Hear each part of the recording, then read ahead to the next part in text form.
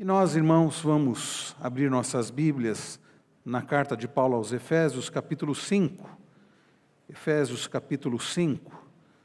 A carta aos Efésios é a carta que nós temos feito a exposição dela ao longo dos cultos da noite, já há algumas semanas, alguns meses. Efésios, capítulo 5. Na semana passada, nós vimos até o verso de número 21, e nós vamos dar sequência. Vamos ler a partir do verso 21, porque o verso 21, o que vem após, tem tudo a ver com o verso 21, então nós vamos ler dos versos 21 até o final do capítulo. Peço que os irmãos acompanhem com fé, com atenção, com interesse, a leitura da Santa Palavra do Senhor, que diz assim: Sujeitem-se uns aos outros no temor de Cristo. Esposas, que cada uma de vocês se sujeite a seu próprio marido, como ao Senhor. Porque o marido é o cabeça da esposa, como também Cristo é o cabeça da igreja, sendo ele próprio o salvador do corpo. Como, porém, a igreja está sujeita a Cristo, assim também a esposa se sujeite em tudo ao seu próprio marido. Maridos, que cada um de vocês ame a sua esposa, como também Cristo amou a igreja e se entregou por ela, para que a santificasse, tendo-a purificado por meio da lavagem de água pela palavra, para a apresentar a si mesmo como igreja gloriosa, sem mancha, nem ruga, nem coisa semelhante, porém santa e sem defeito. Assim também o marido deve amar a sua esposa, como ama o próprio corpo. Quem ama a esposa, ama a si mesmo, porque ninguém jamais odiou o seu próprio corpo. Ao contrário, o alimenta e cuida dele, como também Cristo faz com a igreja, porque somos membros do seu corpo. Eis porque o homem deixará o seu pai e a sua mãe e se unirá à sua mulher, tornando-se os dois uma só carne. Grande é este mistério, mas eu me refiro a Cristo e à igreja. No entanto, também quanto a vocês, que cada um ame a própria esposa como a si mesmo, que cada esposa respeite o seu marido. Até aqui a leitura da palavra do Senhor. Vamos orar mais uma vez? Pai Celestial, como já foi pedido em oração, que o Senhor, ó Deus, abençoe a pregação da Tua palavra, que o Senhor, ó Deus, nos ajude a sermos fiéis, ó Deus, na pregação da Tua palavra, o Teu povo a ser bom ouvinte, a todos nós, a sermos praticantes da Tua palavra. Instrui-nos a todos nós e pedimos também que o Senhor fale ao coração das crianças que já subiram, as crianças que estão prestando culto juntamente com a família da aliança, que elas também possam ter a instrução da Tua palavra ao coração delas. Todas essas bênçãos nós pedimos no nome daquele que nos amou a tal ponto de se entregar por nós, o nosso Senhor Jesus. É no nome dele que oramos gratos. Amém. Irmãos, uma das instituições mais atacada e que está profundamente em crise é a família. É sabido disso. E ela é muito atacada porque é a instituição criada por Deus, foi Deus que instituiu a família. A família não é criação da sociedade, não é criação do ser humano, não é invenção humana, mas é instituição de Deus, foi instituída por Deus. O apóstolo Paulo cita aqui Gênesis, dizendo: por isso deixa o homem pai e a mãe e se unirá à sua mulher, tornando-se os dois uma só carne. Palavras do Senhor. Foi Deus quem instituiu a família, foi Deus quem criou o homem, depois foi Deus quem criou a mulher, e Ele disse: crescei-vos, multiplicai-vos, enchei a terra, dominai-a. A família é a instituição do Senhor. E é por isso, irmãos, que o inimigo, Satanás, ele tanto ataca a família, porque Satanás ataca tudo aquilo que é instituído por Deus, aquilo que deve espelhar o próprio Deus e deve espelhar o relacionamento de Deus com o seu povo e que deve espelhar o relacionamento de Cristo com a sua igreja. É por isso que o mundo e o diabo têm atacado tanto a família. Irmãos, ataques vindos de todos os lados. Nós vemos nas programações televisivas, no cinema, nas artes em geral, um ataque direto à família. Movimento feminista, movimento machista, os movimentos os mais diversos, um movimento feminista advogando a libertação da mulher, da opressão do patriarcado. Na verdade, o que se prega na prática não é a libertação da mulher, mas Na verdade, é a independência da mulher e a superioridade da mulher. Mas não fica atrás o machismo tão antigo, mas ainda tão nutrido no coração de tantos homens, a ideia de que o homem tem todo o poder sobre a mulher e que a mulher deve servir a ele de todas as maneiras. E nós vemos, irmãos, a profunda crise, veremos isso se Deus permitir na semana que vem, no relacionamento entre pais e filhos, filhos e pais. Então, não é difícil de perceber o quanto a família tem sido atacada, mas não apenas isso, como nós temos falhado no lar. E temos falhado, irmãos, muitas vezes por não saber qual é o nosso papel no lar, qual é o propósito de Deus para nós no lar, qual é o propósito de Deus no papel de cada um, o papel do marido, o papel da esposa, o papel dos pais, o papel dos filhos. E então, ao não saber qual é o nosso papel, nós falhamos, ao não cumprir o papel. Mas às vezes o nosso problema não é nem não saber o nosso papel, mas movidos por um amor muito grande por nós mesmos, ao contrário do que lemos ainda há pouco lá em 1 João, que diz que Deus é amor e nós devemos amar uns aos outros, nós não queremos nos sujeitar uns aos outros, não queremos nos sujeitar a ninguém, movidos por um coração orgulhoso, sabe aquele coração de senhor e não de servo, aquele coração que nos faz enxergar os outros como abaixo de nós, e aí nos levar a querer ser servidos ao invés de servir, movidos por um amor egoísta, deixamos de servir dentro do lar. E tudo isso, meus irmãos, tem levado a família a como ela está hoje.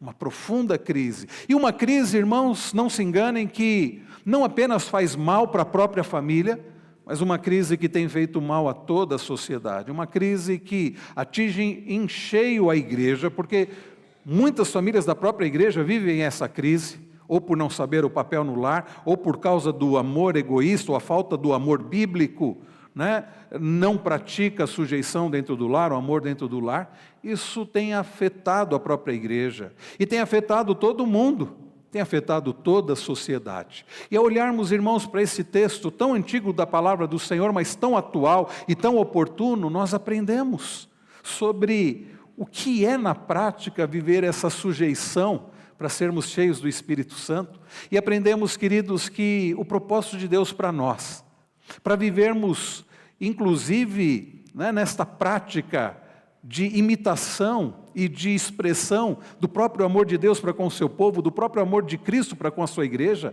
nós devemos viver em amor dentro do lar. As esposas demonstrando esse amor na submissão e os maridos demonstrando esse amor numa liderança servil, numa liderança de servo, numa liderança de cuidado dentro do lar. O resumo da mensagem desta noite é este, é simples assim.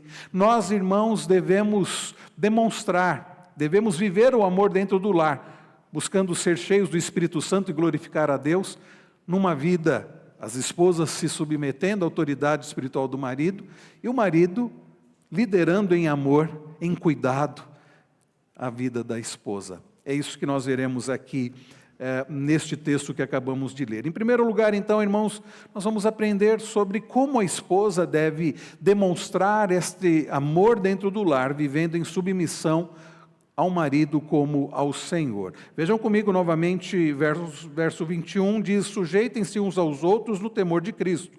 E então, Paulo diz: esposas, que cada uma de vocês se sujeite a seu próprio marido como ao Senhor.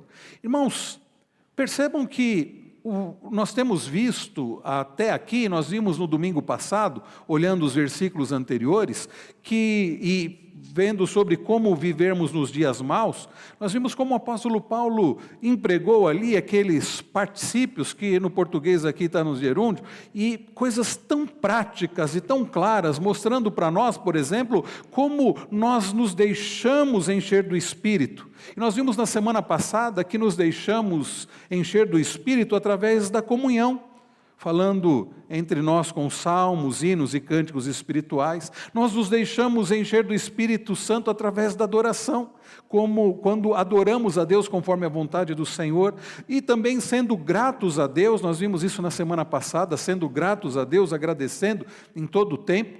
E em quarto lugar, nós aprendemos na semana passada que nos deixamos encher do Espírito Santo quando nós nos sujeitamos uns aos outros. Verso 21, Ele diz: sujeitem-se uns aos outros no temor de Cristo.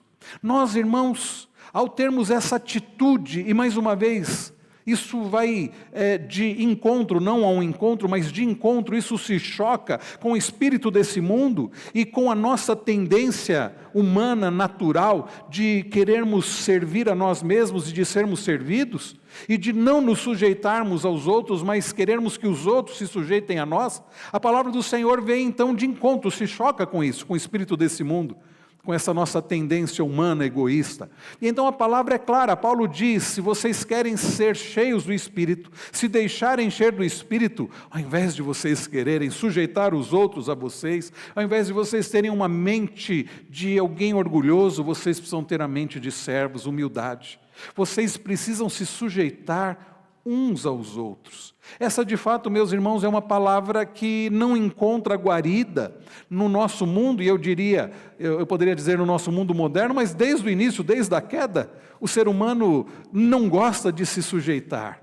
O ser humano não gosta de se submeter aos outros. É aquela nossa tendência humana, egoísta, maligna, de querermos ser servidos ao invés de servir, de querermos dominar, de querermos a independência. Aliás, foi isso que encheu os olhos de Eva, quando ela ouviu da serpente: vocês não vão morrer não, se vocês comerem do fruto. Pelo contrário, vocês serão iguais a Deus. A ideia de independência. Vocês não mais estarão sujeitos ao Criador. Vocês serão conhecedores do bem e do mal. Como isso encheu os olhos de Eva, e ela passou a olhar para o fruto com um grande desejo. Ela comeu do fruto e entregou para o seu marido, que também comeu.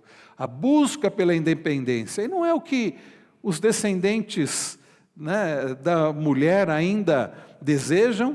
E não é isso que o descendente da serpente ainda nos tenta, a buscarmos uma independência e até gostarmos que os outros dependam, se sujeitem a nós. Irmãos queridos, então o apóstolo Paulo vai nos ensinar, e nós já temos aprendido sobre isso desde o domingo passado, que para sermos cheios, nos deixarmos encher do Espírito, é necessário essa sujeição. Dr. Augusto Nicodemos, ele resume o fluxo do pensamento do texto, dizendo: o ensino de Paulo sobre o casamento e a família, e também até sobre os nossos relacionamentos interpessoais e no trabalho, é a continuação explicativa do mandamento no verso de número 21, sujeitando-vos uns aos outros no temor de Cristo, que por sua vez é uma explicação do mandamento principal, da ideia principal: deixe-se encher do Espírito. É exatamente isso. E a ordem de ficar aqui cheio do Espírito, a ideia de ficar controlado pelo Espírito, vem seguida então por esses particípios. E nós percebemos aqui, meus irmãos, que o propósito de Deus para as nossas vidas é essa sujeição mútua. E eu então, no corpo de Cristo, eu devo me submeter e me sujeitar aos irmãos, porque mesmo os líderes não lideram para ser servidos. Já perceberam, irmãos, que inclusive a liderança, e a liderança deve expressar isso, é uma liderança expressa em sujeição.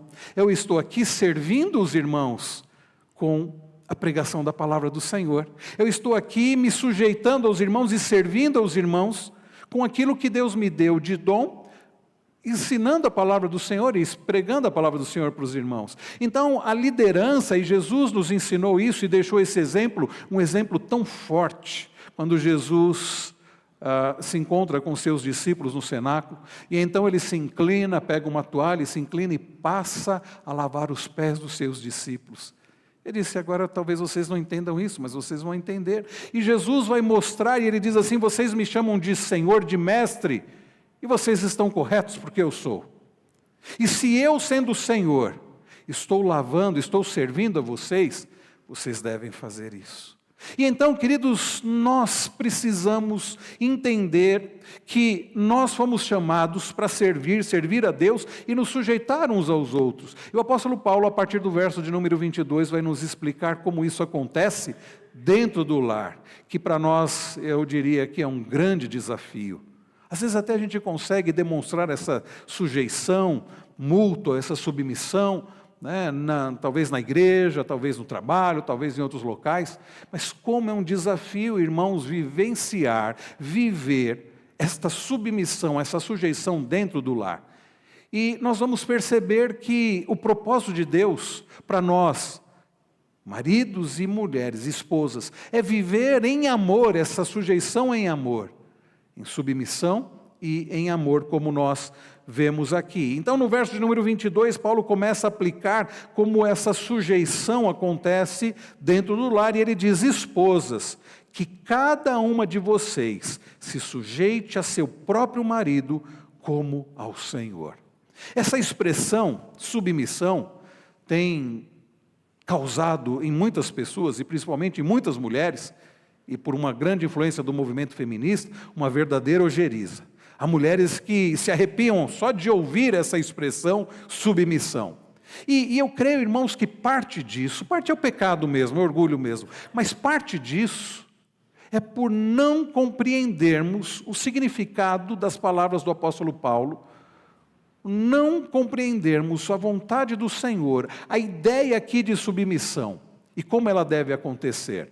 E nesses últimos anos em que eu tenho falado para casais, eu tenho estudado sobre isso, e 2 livros, 2 autores me ajudaram muito a entender essa ideia de submissão. Um deles foi o próprio Dr. Augusto Nicodemos, num livro chamado A Bíblia e Sua Família. Ele trabalha expondo Efésios, principalmente os capítulos 5 e 6, e ele vai mostrar o que não é submissão, o que é submissão. Um outro livro é do Dr. David Merck, fala sobre lar, casamento, família, né? uma enciclopédia, onde ele trabalha também a ideia de submissão e a ideia do amor do marido. Então, muito do que eu falar aqui, eu aprendi com esses 2 autores, o Dr. Augusto Nicodemos e o Dr. David Merck. O que não significa submissão? Vamos falar primeiro o que não significa submissão, para depois falarmos sobre o que significa. Eu fui instruído pela minha esposa hoje que eu fiz errado de manhã quando eu falei para as crianças sobre a ideia de Deus. Ela disse: você não pode construir uma ideia e depois desconstruir. Então, com criança você não faz isso, mas com adulto não tem problema. Então, primeiro eu vou falar para vocês o que não é submissão, para depois entendermos o que é submissão. Bem, submissão não é uma responsabilidade exclusiva da mulher, porque há mulheres que olham para esse texto dizer assim: puxa, mas isso não é justo. Por que só nós mulheres devemos nos submeter? Não. Ou vocês não perceberam o verso 21? Olhem novamente o verso 21. Sujeitem-se uns aos outros no temor de Cristo. Esta submissão, irmãos, é a vontade do Senhor e o propósito do Senhor para o seu povo.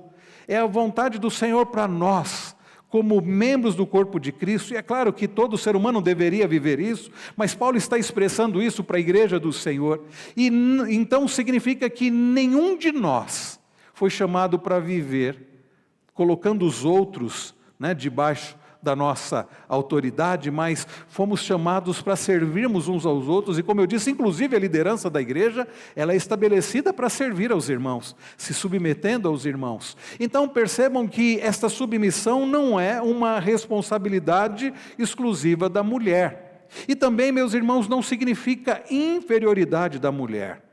Há mulheres que compreendem mal, e há homens que, até por causa do pecado e do egoísmo, vão interpretar dessa forma e vão se sentir superiores às mulheres. Por que a mulher deve se submeter ao marido? Porque o marido é superior. Meus irmãos, aqui não se trata de questão de superioridade ou inferioridade. Nós vamos falar isso daqui a pouco, mas são funções diferentes. Tanto é que, quando nós pensamos sobre a Trindade, na teologia, nós temos uma expressão chamada economia da Trindade, ou seja, na Trindade, cada pessoa da Trindade tem o seu papel. Então, o Pai tem o seu papel, o Filho tem o seu papel, o Espírito Santo tem o seu papel. Quando nós pensamos, por exemplo, sobre a economia da Trindade na salvação, nós vemos que Deus nos escolheu, nos predestinou em Cristo. Cristo foi quem veio ao mundo e, em obediência ao Pai e entrega voluntária, Ele entregou a sua própria vida por nós e morreu por nós, obedeceu e morreu por nós. E nós aprendemos que o Espírito Santo é o santificador das nossas vidas. É o Espírito Santo quem nos convence do pecado, da justiça e do juízo. É o Espírito Santo quem nos vivifica. É o Espírito Santo quem nos dá vida, que nos faz crer e nos arrepender e que nos santifica ao longo da nossa caminhada cristã. E quando nós pensamos sobre as pessoas da Trindade, nós não aprendemos que o Pai é superior ao Filho. Isso é coisa de seita. Você vai ouvir, por exemplo, entre os testemunhos de Jeová, que Deus, o Pai, é Jeová, é o grande Deus, e Jesus é um Deus menor criado, e o Espírito Santo nem é uma pessoa, é uma força ativa de Deus. Isso é antibíblico, isso é heresia. Porque quando nós estudamos nas Escrituras, nós vemos que o Pai, o Filho e o Espírito Santo, eles são iguais em glória, em poder e em majestade. E Jesus é Deus de Deus e é gerado por toda a eternidade do próprio Pai. E não há então, meus irmãos, um que seja superior ao outro, ainda que tenham funções diferentes. Jesus vem como o servo sofredor em obediência ao Pai, mas em nenhum momento a Bíblia diz que Jesus é inferior, é menor do que o pai, mas são funções diferentes e assim é no lar. O marido não é superior à esposa porque a esposa deve se submeter à sua autoridade. Eu não sou superior aos presbíteros ou aos diáconos porque eu sou pastor ou aos irmãos. Os presbíteros não são superiores aos diáconos, os diáconos não são superiores aos membros da igreja, não há isso. O que existem são funções diferentes, objetivando a glória de Deus e edificação do corpo, e por isso nós servimos a Deus servindo uns aos outros. Então, queridos, submissão não significa inferioridade da mulher. Também, meus irmãos, submissão da esposa não é para todos os homens em todos os contextos. Olhem comigo novamente o texto, ele diz assim: esposas, que cada uma de vocês se sujeite a seu próprio marido. Se sujeite a seu próprio marido. O que mostra que a mulher não é como que um instrumento para servir a homens, para se submeter a qualquer homem. Aí às vezes o namorado diz assim para a namorada: não, você tem que se submeter a mim, não. Então, queridos, submissão da esposa não é para todos os homens em todos os contextos, de forma alguma. Também, queridos, submissão não significa escravidão. E mais uma vez, infelizmente, homens, por causa do egoísmo, por causa do pecado, olham para este texto e interpretam esse texto e têm a coragem de dizer: está vendo, olha, a Bíblia diz que você deve se submeter a mim, então você deve me servir. É o homem que chega em casa e diz: mulher, vem aqui tirar o meu sapato, mulher, faz isso, faz aquilo, e quer fazer da esposa uma serviçal, uma escrava, quando na verdade, irmãos, o texto não ensina isso. Submissão não significa escravidão da mulher, submissão não implica em autonomia masculina do lar. Então o marido é o líder no lar e então ele tem autonomia para fazer o que ele quer e exigir da mulher qualquer coisa. Na verdade, a submissão da mulher ao marido é como ao Senhor. E, irmãos queridos, deve ficar claro para nós que mesmo que Deus coloque sobre nós autoridades constituídas, e no caso da esposa coloque o marido, e no nosso caso, como você é um cidadão neste país, nós temos as autoridades constituídas, há um limite nesta obediência, e o limite é dado pelo próprio Deus, porque afinal de contas importa mais obedecer a Deus do que obedecer a homens. E então o limite é esse: o marido não pode exigir da esposa algo que seja contrário à vontade de Deus, não pode exigir que ela peque contra Deus. Por isso que a submissão não implica em autonomia masculina no lar. Daqui a pouco nós vamos falar sobre o papel do marido e nós vamos ver que não significa uma liderança irrestrita, egoísta, mas é uma liderança que visa a glória de Deus e o bem da esposa. Por isso não é uma autonomia masculina no lar, até porque o marido deve se sujeitar a Cristo, que é o cabeça. Mas um outro pensamento errado em relação à submissão é que submissão significa colocar o marido no lugar de Cristo. Agora o marido é o meu Senhor. Não, Cristo é o seu Senhor. E por isso que a sua obediência maior deve ser a Cristo. E se o seu marido, seja ele cristão ou não, exigir de você algo que a faça pecar contra Deus, que a faça desobedecer o seu Senhor, que é Cristo, você não deve se sujeitar a aquilo. Submissão também não significa abandonar sua própria maneira de pensar. Há mulheres e há maridos que pensam isso. Agora que a mulher é submissa, ela deve então abandonar a sua opinião pessoal, o seu jeito de pensar, e deve ser como um robô ou como uma serviçal, simplesmente obedecendo em tudo ao marido e não podendo pensar, expressar a sua opinião de forma alguma. Aliás, irmãos, como é necessário. E maridos, vocês precisam atentar para isso. Todos nós maridos, como Deus nos abençoa. através da esposa, através de uma esposa sábia, através de uma esposa que dá um conselho, e nós não podemos, daqui a pouco nós vamos falar mais sobre isso, não podemos exercer a nossa liderança sem considerar a vontade da esposa, sem ouvir o pensamento dela. É claro que a palavra final é responsabilidade do marido, mas ele deve ouvir a esposa. Por isso, irmãos, submissão não é a mulher abandonar a própria maneira de pensar. Submissão também não significa que uma mulher deve desistir de influenciar e orientar seu marido.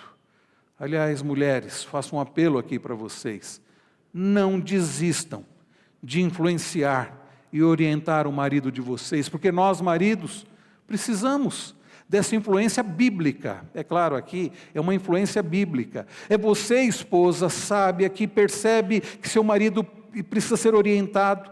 Então você, em amor, por favor, façam isso em amor. Não façam isso de forma ríspida, porque isso não vai ajudar muito. Nenhum homem gosta de ser chamado a atenção pela mulher ou aconselhado pela mulher de forma desrespeitosa ou ríspida. Seja sábia e oriente, influencie seu marido, mas em amor. Em amor, isso é maravilhoso. Eu posso dizer, irmãos, que Deus tem me abençoado muito desta forma. Ontem a Cris fez aniversário e eu acordei antes dela e eu orava a Deus, agradecendo a Deus pela vida dela. E eu pensava, eu refletia sobre isso, a bênção que ela tem sido ao longo desses anos de casamento e no meu ministério. Eu ficava pensando sobre o meu ministério, como os conselhos, a influência dela tem sido abençoadora para a minha vida e assim para a igreja, Assim para a igreja. Então, submissão não significa que a mulher deve desistir de influenciar, aconselhar, orientar seu marido. Submissão também não significa que uma mulher deve render-se a toda exigência do marido. Já falei sobre isso. A nossa submissão maior é a Cristo e não a qualquer autoridade humana. E por fim, submissão não ocorre por causa de inteligência ou competência inferiores. Se a gente pensa assim, porque a mulher tem que se submeter, porque o marido então é mais inteligente, porque o marido então é mais competente. Nada disso. Às vezes é até o contrário. Aliás, não deixe de se submeter ao seu marido por você ser mais competente que ele. Seja sábia e oriente. E ao pensar sobre isso, eu me lembrei de um livro das palavras do pastor John Piper. Ele escreveu esse livro aqui, Homem e Mulher, seu papel bíblico no lar, na igreja e na sociedade. O John Piper e o Wayne Grudem. E no início do livro, no primeiro capítulo, quando ele vai tratar sobre o tema masculinidade e feminilidade definidos de acordo com a Bíblia, ele começa contando a seguinte experiência. Eu acho que vai nos ajudar a entender aqui que submissão não ocorre por causa de inteligência ou competência inferiores. Ele conta o seguinte: quando eu era um garoto e crescia no estado da Carolina do Sul, nos Estados Unidos, meu pai estava ausente de casa cerca de 2/3 do ano. O pai dele era pastor. E enquanto ele pregava por todo o país, orávamos, minha mãe, minha irmã mais velha e eu. O que aprendi naquele tempo foi que minha mãe era competente para tudo. Olha o que ele vai dizer. Ela cuidava das finanças, pagava as contas e lidava com o banco e os credores. Uma vez ela dirigiu um pequeno negócio de lavanderia. Ela era ativa no departamento de crianças de nossa igreja batista e gerenciava alguns imóveis. Ela me ensinou a cortar a grama, pintar o beiral da casa, a polir a mesa da sala de jantar com uma flanela e a dirigir. Ela me ajudava com os mapas de geografia e me mostrou como acreditar que a álgebra era possível.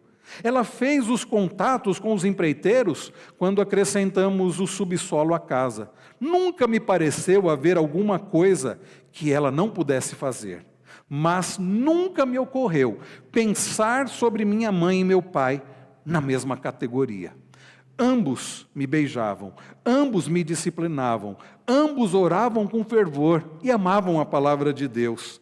Mas, sem dúvida, meu pai era um homem e minha mãe era uma mulher. Eles sabiam disso e eu também. E não era simplesmente um fato biológico. Era antes uma questão de personalidade e diferenças na maneira de relacionarem-se. E aí ele continua. Quando meu pai chegava, percebíamos claramente que ele era o líder do lar. Ele dirigia a oração à mesa, reunia a família para as devocionais, levava-nos para a escola dominical e para o culto, guiava a família até o lugar onde sentaríamos. Depois tomava a decisão de irmos a um restaurante para o almoço. Ele nos levava até a mesa, ele chamava o garçom e pagava a conta. Ele era a quem prestaríamos conta se quebrássemos alguma regra familiar ou desrespeitássemos a mamãe. Aqueles eram os dias mais felizes para a mamãe. Oh, como ela se alegrava quando o papai estava em casa. Ela amava sua liderança. Mais tarde aprendi que a Bíblia chama isso de submissão. Mas como meu pai não estava a maior parte do tempo em casa, mamãe costumava exercer boa parte da liderança também. Então nunca passou pela minha cabeça que liderança e submissão tivessem a ver com superioridade ou inferioridade. Também nada tinha a ver com músculos, e não era uma questão de habilidades. Aquilo estava relacionado a algo que eu nunca poderia ter explicado como criança. E então ele encerra dizendo: com o passar dos anos tenho percebido, através das escrituras e da vida, que masculinidade e feminilidade são a bela obra artística de um Deus bom e amável. Ele delineou nossas diferenças, e elas são profundas. Não são meros pré-requisitos fisiológicos para a união sexual. Elas vão à raiz da nossa personalidade. E depois os irmãos podem comprar o livro ou pegar este livro aqui emprestado. Tem muita coisa interessante nesse livro. Mas percebam, irmãos, John Piper percebeu algo quando criança, que nós precisamos perceber também. A submissão da esposa ao marido nada tem a ver com inteligência inferior, com habilidades inferiores, não. São funções diferentes. São funções diferentes. Agora, então, já vimos o que não é submissão. O que de fato, queridos, significa submissão? O que de fato Paulo está dizendo aqui que a mulher deve fazer, então, em relação ao marido? Em primeiro lugar, submissão tem a ideia, ainda que não seja uma opção, mas tem a ideia aqui de uma entrega voluntária. Significa dizer que o homem, o marido, não deve exigir, ou a mulher fazer só porque o marido está exigindo. Eu vou me submeter porque meu marido está exigindo isso de mim. Não. Deve ser algo voluntário. Aliás, o amor não deve ser voluntário. Você não deve exigir ser amado. Nós devemos amar voluntariamente. Não é assim que Deus nos ama voluntariamente. Deus resolveu nos amar. Não porque éramos bons, porque merecíamos, mas de forma voluntária. A Bíblia diz que Jesus, ainda que ele tenha vindo por obediência à vontade do Pai, ele se entregou voluntariamente. Ele diz: ninguém tira a minha vida, eu a dou, eu dou a minha vida. E ele diz: eu sou o bom pastor dá a vida pelas suas ovelhas. Por isso, esposas, aprendam isso, ainda que não seja uma questão opcional para vocês, mas não lidem com a submissão ou não exerçam a submissão porque o marido está exigindo, mas faça de forma voluntária. E ainda que seja uma ordem do Senhor, e é uma ordem do Senhor, resolva voluntariamente obedecer esta ordem do Senhor para a glória do Senhor. E vocês, irmãs, entendem, vocês, esposas, entendem que a submissão de vocês ao marido é um ato de louvor ao Senhor? É curioso que às vezes nós não vemos as coisas dessa forma. E nós precisamos ver dessa forma. Eu preciso enxergar que o meu ato de servir aos irmãos com a pregação da palavra e de outras formas é um ato de louvor ao Senhor. Não porque os irmãos mereçam ou porque eu ganho para isso, nada disso, mas é uma forma de adoração.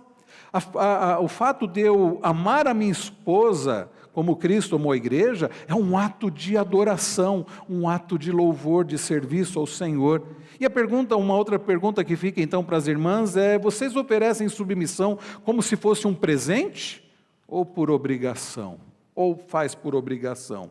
Em segundo lugar, meus irmãos, a submissão da esposa ao marido, não, ainda que deva ser algo voluntário, uma obediência voluntária, nisso não significa que é opcional. A submissão da esposa é uma ordem e não uma opção. Olhem comigo novamente o texto. Paulo diz de forma clara, verso 22, esposas, que cada uma de vocês se sujeite a seu próprio marido como ao Senhor, porque o marido é o cabeça da esposa, como também Cristo é o cabeça da igreja, sendo ele próprio o salvador do corpo. É uma ordem. Não é uma opção. Então a esposa não pode vir, eu vou pensar se eu vou obedecer isso, se eu vou seguir isso. Não. Se você pertence a Cristo, você precisa se submeter. E a pergunta é, você está disposto a obedecer a Deus, ao submeter-se à autoridade do seu marido? Entende que quando se submete ao seu marido, você está obedecendo a Deus? Porque tem mulheres que pensam assim, não sei se ele merece, não sei se meu marido merece. Aliás, irmãs, se vocês forem pensar desse jeito, que mulher vai se submeter ao marido?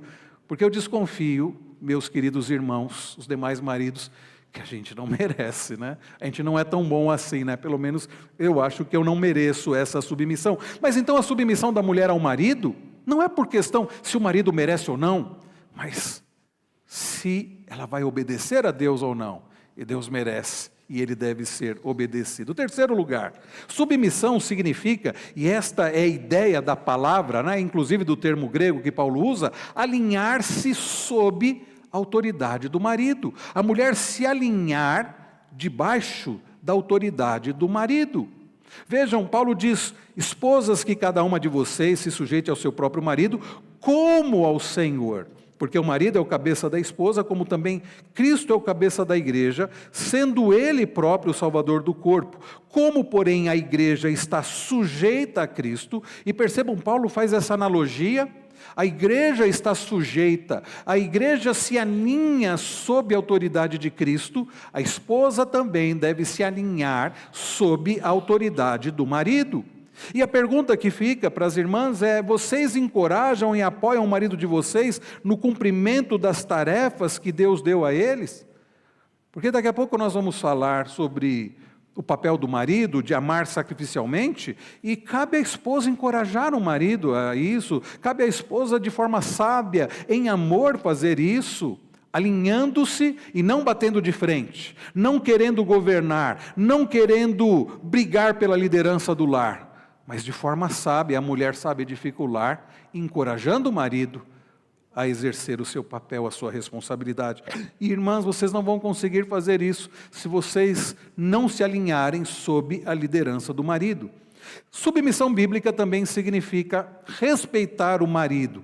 Há algumas versões que trazem a ideia de temer o marido, mas às vezes a gente interpreta mal a ideia de temer o marido, como se a mulher devesse ter medo do marido. Há esposas, e isso antigamente era mais comum, que chegavam ao ponto de pedir autorização para o marido para ir ao banheiro. Não, irmãos, não é isso que a Bíblia está dizendo. É a ideia da mulher respeitar o marido. E há muitas mulheres, por falta de sabedoria, que não respeitam o marido, batem de frente com o marido, criticam o marido, né, de forma pública. Isso tudo traz grandes males, e isto é pecado contra Deus. Submissão, em quinto lugar, irmãos, requer uma obra do Espírito Santo nas nossas vidas. Requer, e assim como o marido amar a esposa como Cristo amou a igreja, requer, e a boa notícia é que Deus tem poder para isso, de trabalhar o coração da esposa e trabalhar o coração dos maridos, para que possamos viver conforme a vontade do Senhor.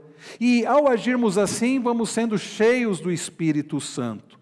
E a pergunta que fica para você, esposa, é: você depende humildemente do poder do Espírito para realizar essa obra em sua vida? Você tem buscado a capacitação do Senhor, o poder do Senhor, o poder do próprio Cristo que se submeteu a Deus? Então, não tente fazer pelas suas forças. Nós aprendemos aqui, queridos, que então submissão não tem a ver com inferioridade, com se tornar uma serviçal do marido, mas tem a ver com se colocar, se alinhar sob a liderança, e nós vamos ver sobre essa liderança daqui a pouquinho, para a glória de Deus, como obediência a Deus, como um ato de adoração a Deus. A submissão afirma a liderança do marido. Sabe, esposa, quando você não se submete à liderança do seu marido, você está indo contra aquilo que Deus estabeleceu, e você estará atrapalhando o seu marido de exercer a responsabilidade que Deus deu a ele. E quando eu penso sobre a responsabilidade que Deus deu a nós maridos, e é uma responsabilidade muito grande, eu não tenho dúvida que sem a graça de Deus sem a graça de Deus não conseguimos realizar, mas é uma responsabilidade que as mulheres nunca deveriam querer para elas. Quando as coisas não vão bem em casa, A quem Deus vai cobrar? Quando os filhos não estão sendo criados de acordo com a vontade do Senhor, de quem é a responsabilidade? O cuidado da vida espiritual do lar, de quem é a responsabilidade? Do marido. E sabe, irmãos, nós maridos, do jeito que nós somos, pecadores, nós não temos dificuldade em transferir isso para as esposas. Cuidem vocês, eduquem vocês, administrem vocês, mas é uma responsabilidade que Deus deu para os maridos, para os homens. E aí vem a esposa, querendo exercer essa liderança. Irmãos, aí já atrapalha. Nós homens já temos dificuldade de fazer a nossa parte, né? Aí vem a esposa querendo tomar para si esse papel da liderança, que não é um privilégio. Irmãs, não entendam isso como um privilégio. É uma responsabilidade, como eu disse, se nós homens pudéssemos, nós já teríamos passado para vocês. Mas é uma responsabilidade que Deus deu para o homem. Então, esposas, não queiram vocês liderarem um lar, porque Deus deu essa responsabilidade, que não é uma responsabilidade fácil, e que por vezes não é agradável, e que é sacrificial, para o homem. E se vocês, esposas, insistirem em tomar para vocês vão atrapalhar, e Deus vai cobrar isso de vocês. A submissão é uma qualidade interior de mansidão. Eu penso que a grande dificuldade das mulheres na submissão ao marido é por causa da dificuldade em geral, causada, mais uma vez, por um amor muito grande que nós temos por nós mesmos, pela falta daquela mente de servo, e por termos muitas vezes uma mente de Senhor, de querermos ser servido ao invés de servir. Submissão é ser submissa ao marido por causa de Cristo. Olha o que ele diz: a esposa sujeita ao próprio marido como ao Senhor. E por causa do Senhor, e para a glória do Senhor, e para o bem do lar. A submissão da esposa não é a um marido tirano, mas a um marido que a ama como Cristo ama a igreja. E agora nós vamos para a segunda parte aqui, que as mulheres eu acho que já estavam esperando, né? Que é o papel do marido, porque a esposa deve ser submissa a um marido que lidera o lar em amor, um amor como Cristo amou a igreja. Olhem comigo, agora a partir do verso de número 25, maridos, que cada um de vocês ame a sua esposa, como também Cristo amou a igreja, e se entregou por ela, para que a santificasse. Até aqui, daqui a pouco nós leremos os demais versículos. Queridos, Deus deu papéis diferentes a nós dentro do lar. E não há um papel que é melhor ou maior, são funções diferentes. E se cabe à esposa, em amor, porque a ideia aqui, a esposa não vai conseguir se submeter, se alinhar sob a autoridade do marido, se não for por amor a Deus acima de tudo e ao próprio marido, cabe ao homem amar a esposa e exercer essa liderança que Deus deu ao homem, que não é coisa fácil, e deve ser uma liderança em amor, para a glória do Senhor. No verso 25, Paulo é claro: maridos, que cada um de vocês ame a sua esposa. E, irmãos, percebam que Paulo não para aqui, porque se Paulo parasse aqui, cada um poderia interpretar de alguma forma. Amar a esposa, bem, eu acho que amar a esposa é talvez ser apaixonado, talvez ter algum sentimento, mas Paulo vai complementar e deixar claro para nós que este amor, mais do que sentimento, tem a ver com atitude sacrificial, porque ele diz: maridos, que cada um de vocês ame a sua esposa, como também Cristo amou a igreja e se entregou por ela. É um amor, querido, sacrificial, é um amor na prática, é aquele amor bíblico que eu tenho definido como um compromisso sacrificial de agir em favor do outro. Este é o amor que o marido deve nutrir pela esposa, e é claro, a esposa também pelo marido, na forma de submissão. O marido deve nutrir e exercer esse amor na liderança do lar.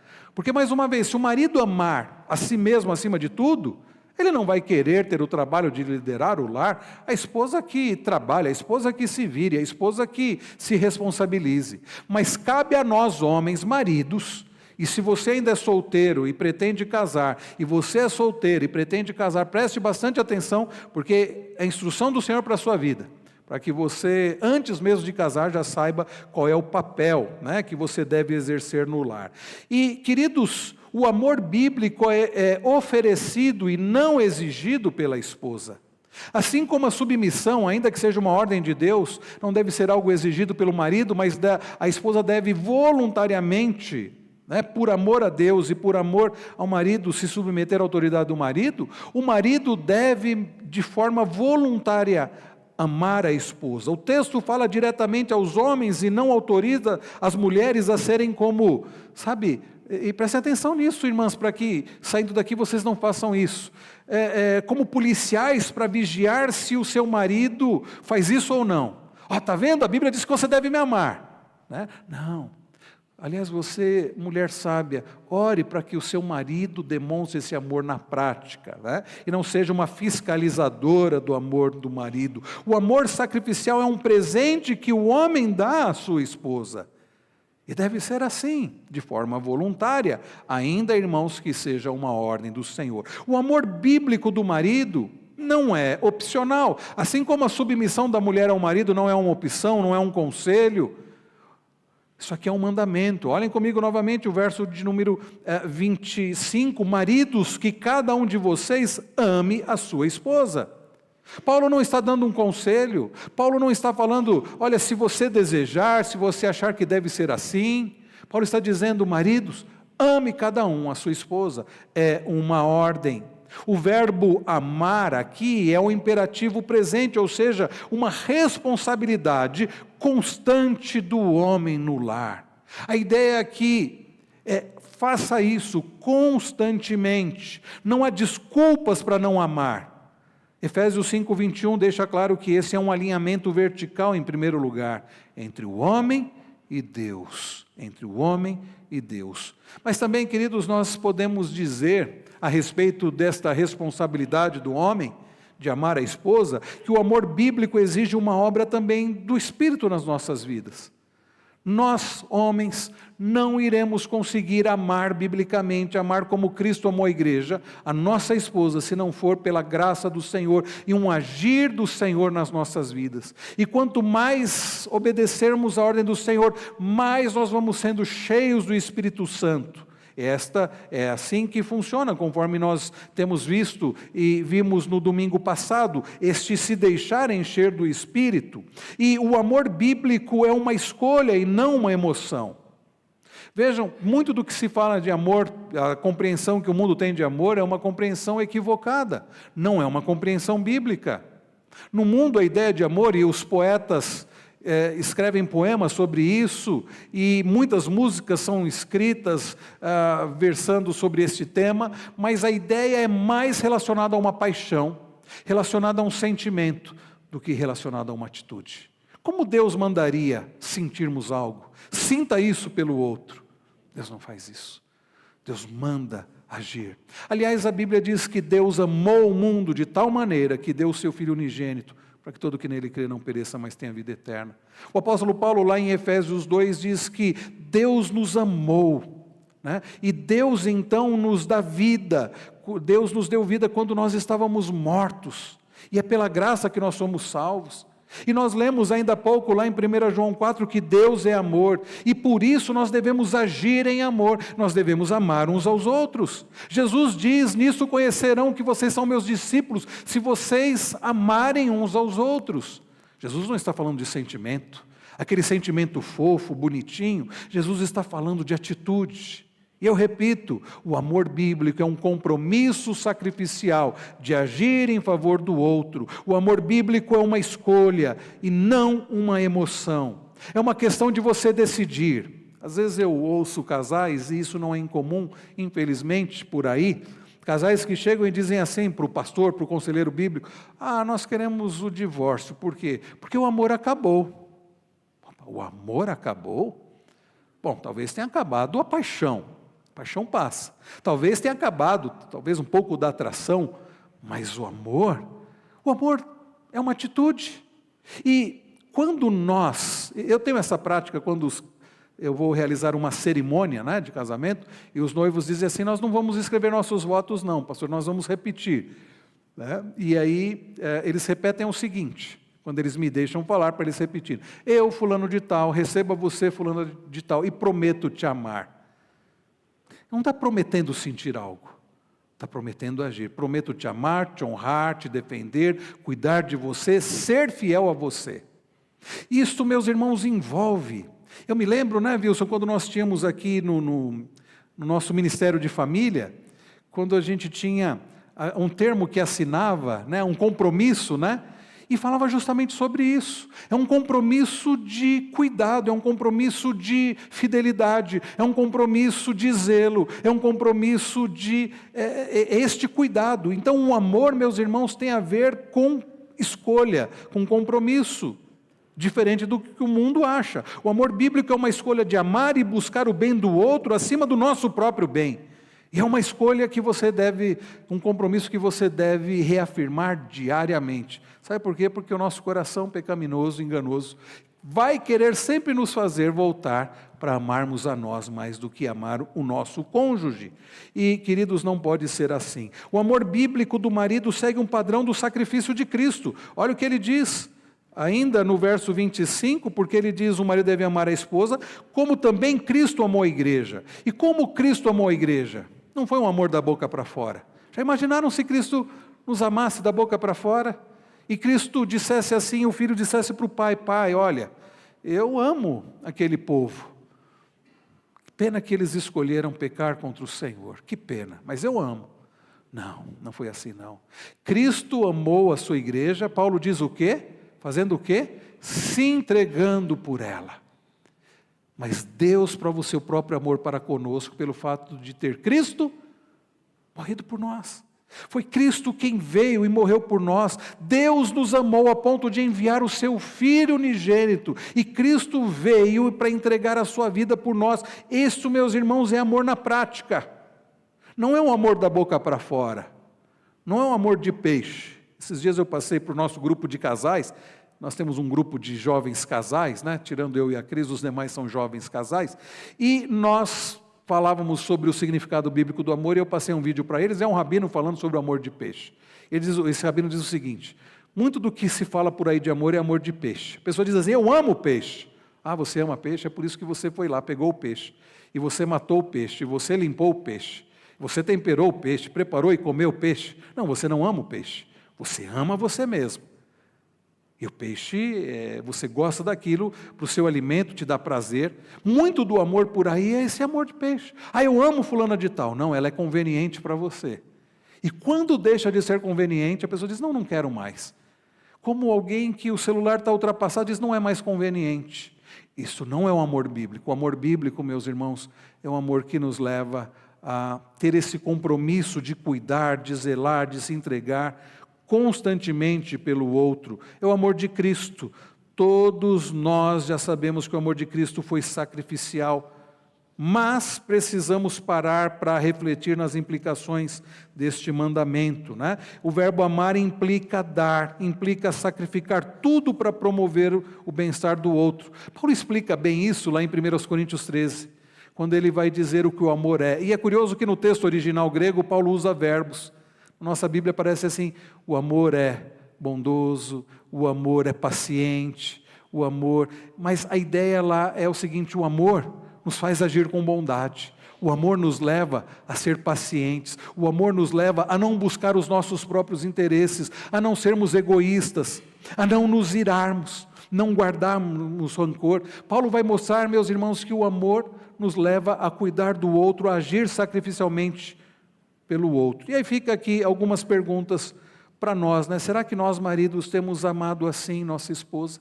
Temos amado de forma sacrificial? Paulo continua e ele diz assim no verso de número 26, ele fala que é como Cristo amou a igreja e se entregou por ela, para que a santificasse, tendo-a purificado por meio da lavagem de água pela palavra, para apresentar a si mesmo como igreja gloriosa, sem mancha, nem ruga, nem coisa semelhante, porém santa e sem defeito. Assim também o marido deve amar a sua esposa, como ama o próprio corpo. Quem ama a esposa, ama a si mesmo. Paulo faz a analogia primeiro do amor de Cristo para com a igreja, um amor cuidadoso, um amor santificador, e assim deve ser o amor do marido. É um amor que implica implica o pastoreio da esposa.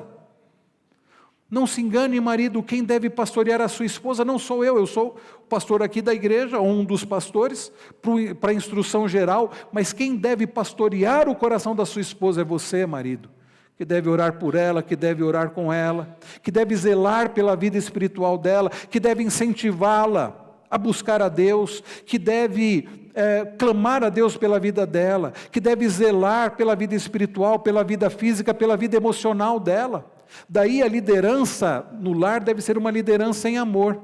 Por isso que para a mulher deve ser prazeroso se submeter à autoridade de um marido que a lidera em amor. É uma liderança de cuidado, porque é assim que Cristo cuida da igreja.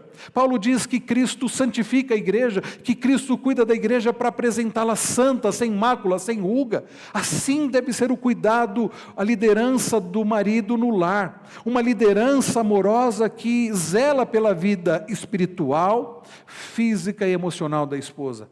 Há maridos que não zelam pela vida espiritual da esposa, não querem saber se a esposa tem lido a Bíblia, se tem orado, se está bem com Deus. Há maridos que não zelam pela vida física da esposa, não sabem se a esposa está bem, não zelam para que ela vá ao médico, não cuidam da vida física e da vida emocional, não sabem se estão tristes, não conseguem perceber se a esposa não está bem emocionalmente, e cabe a nós maridos esse cuidado, esse zelo geral, a vida espiritual, a vida física, a vida emocional, material da esposa. Tudo isso está envolvido nesse cuidado, porque Cristo cuida assim da sua igreja. E Paulo diz no verso 28, assim também o marido deve amar a sua esposa, como ama o próprio corpo. Quem ama a esposa a si mesma, se ama. E olha o que ele vai dizer no verso 29, porque ninguém jamais odiou o seu próprio corpo. Ao contrário, alimenta e cuida dele, como também Cristo faz com a igreja, porque somos membros do seu corpo. Irmãos, é um amor que implica o pastoreio, é um amor também, queridos, que implica a proteção da esposa, e proteção em vários aspectos. Será, queridos, que nós, maridos, temos protegido as nossas esposas, protegido do mundo, protegido do mal, protegido do próprio coração pecaminoso delas e de nós também? Temos cuidado. Eu me lembro de ler, não me lembro qual livro, o autor dizia assim que quando ele se casou, ele assumiu um compromisso de proteger a sua esposa. E ele não deixaria que ninguém, ele não iria deixar que ninguém maltratasse a sua esposa, que ninguém a ofendesse, ninguém a magoasse. Sabe o que ele percebeu depois de alguns anos? Foi ele quem fez tudo isso. Ele não conseguiu proteger a esposa dele mesmo, pois foi ele quem mais magoou, quem mais ofendeu, quem mais fez mal para a esposa. E às vezes nós, maridos, não a protegemos do nosso pecado.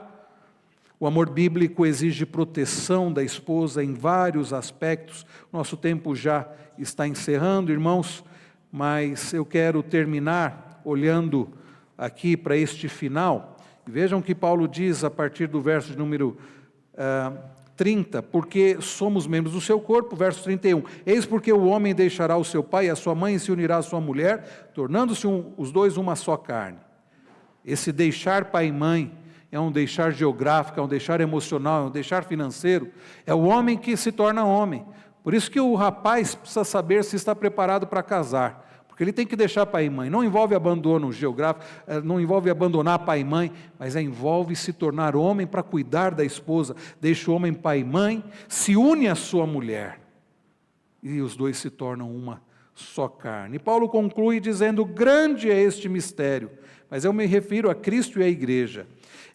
Essa analogia que Paulo faz é a união mística de Cristo com a igreja, e que deve, meus irmãos, servir de base, e que o nosso relacionamento deve exemplificar o amor que Deus tem para com o seu povo, a união e o cuidado e o amor que Cristo tem pela sua igreja, e a submissão que a igreja de Cristo tem para com o próprio Cristo. Assim deve ser, meus irmãos, no nosso lar. Então, mistério aqui trata de algo antes desconhecido ou escondido, mas agora revelado, ou seja, o processo matrimonial de dois se tornando um, como ele diz lá no verso 31, reflete algo jamais cogitado pelo ser humano, que é a união mística de Cristo e sua igreja. Representa, queridos, mais um motivo para o marido nutrir, cuidar, pastorear, proteger a sua esposa. Tudo o que ele faz em obediência a Cristo e pelo poder do Espírito Santo vai redundar para o reflexo da glória de Cristo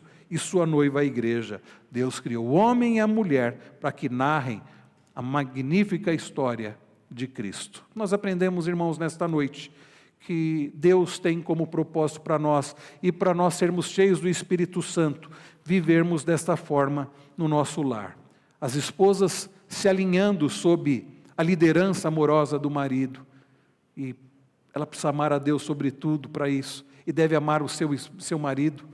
E o marido exercendo essa liderança, não de forma para a glória dele mesmo, para ser servido, mas para a glória de Deus e para o bem da esposa.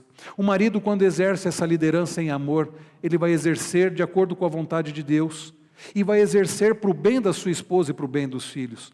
É um líder amoroso, cuidadoso, que vai cuidar, vai proteger, vai zelar pela vida da esposa e vai fazer tudo para que Deus seja glorificado e ela cuidada e ela sendo conformada à imagem de Cristo. O último versículo resume as ordens dadas para o marido e a esposa. Agora em ordem invertida, Olha, ele termina dizendo no verso de número 33, no entanto, também, quanto a vocês, que cada um ame a própria esposa como a si mesmo, e que a esposa respeite o seu marido. O homem verdadeiro, o homem de acordo com a vontade de Deus, está disposto não somente a morrer pela família, mas a viver por ela também. Que Deus, meus irmãos, nos ajude, como maridos e esposas, a vivermos o propósito de Deus, para a glória dele, para o bem do nosso lar, e assim sermos cada vez mais cheios do Espírito do Senhor.